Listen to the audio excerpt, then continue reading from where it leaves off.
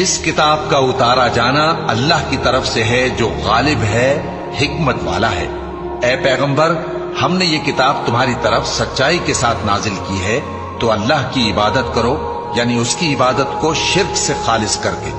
دیکھو، خالص عبادت اللہ ہی کے لیے زیبا ہے، اور جن لوگوں نے اس کے سوا اور دوست بنائے ہیں وہ کہتے ہیں کہ ہم ان کو اس لیے پوچھتے ہیں کہ وہ ہم کو اللہ کا مقرب بنا دے۔ تو جن باتوں میں یہ اختلاف کرتے ہیں اللہ ان میں ان کا فیصلہ کر دے گا۔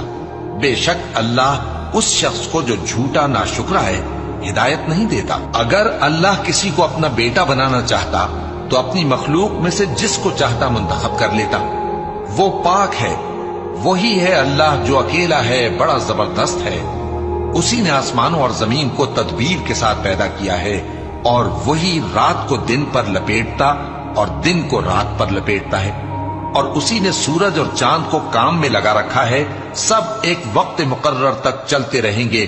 دیکھو، وہی غالب ہے، بخشنے والا ہے۔